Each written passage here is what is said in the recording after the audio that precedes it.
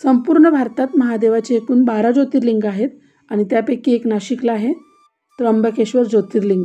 नमस्कार सगळ्यांना, तुमच्या सगळ्यांचं स्वागत आहे एका नवीन व्हिडिओमध्ये। आज आपण बघूया नाशिक शहरातील त्र्यंबकेश्वर महादेवाचं मंदिर। आम्ही नाशिकला आलेलो होतो, तर महादेवाचं दर्शन घ्यायला आलोय। महाराष्ट्रातील देवभूमी म्हणून प्रसिद्ध असणारे शहर म्हणजेच नाशिक।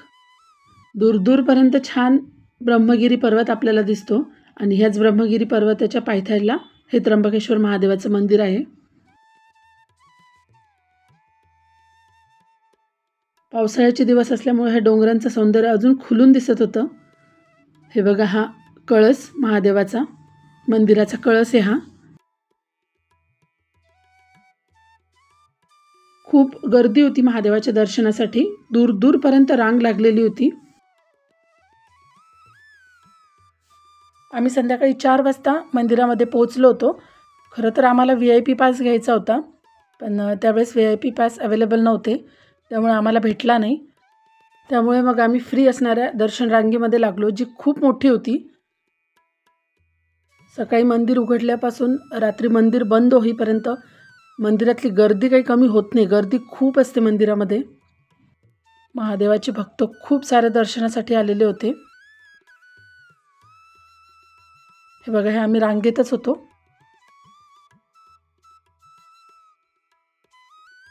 मुलं काही मध्येच बोर होत होते, काही मजा पण येत होती। हे 3 हॉल आम्ही पार केले होते, A1, A2, A3। त्या व्यतिरिक्त एक मोठा हॉल होता।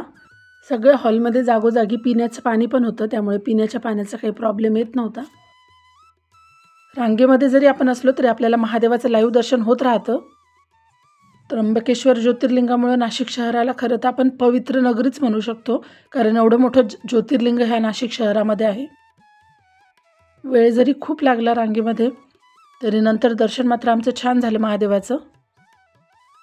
भारतामध्ये 12 वर्षातून होणारा कुंभमेळा देखील या नाशिक शहरात गोदावरी काठीच असतो। इथे अनेक प्रकारच्या धार्मिक विधी पण केल्या जातात। नारायण नागबळी ही विधी फक्त त्र्यंबकेश्वरलाच केली जाते। त्याचबरोबर कालसर्पपूजा, त्रिपिंडी श्राद्ध, कुंभविवाह, रुद्राभिषेक, महामृत्युंजय जाप, उत्तरक्रिया अशा विविध विधी त्र्यंबकेश्वरमध्ये केल्या जातात। इथे आम्ही दर्शन घेऊन बाहेर आलो होतो, कारण आतमध्ये कॅमेरा अलाउड नव्हता, मोबाईल अजिबात अलाउड नव्हता, त्यामुळे कॅमेरा बंद करून ठेवलेला होता। हे दर्शन करून आम्ही बाहेर आलो होतो। हे त्र्यंबकेश्वरचं मंदिर पूर्ण काळ्या पाषाणाचं आहे आणि मंदिराचं बांधकाम हे हेमाडपंथी वास्तुशैलीतलं आहे। खूप छान आमचं महादेवाचं दर्शन झालं आहे। आम्ही 4 वाजता मंदिरामध्ये आलो होतो आणि आम्हाला दर्शन करून बाहेर येण्यासाठी 7:30 पावणे 8 झाले होते, म्हणजे 8 वाजेपर्यंत आमचं दर्शन झालं होतं। इतका वेळ आम्हाला लागला होता, इतका वेळ आम्ही रांगेमध्ये होतो।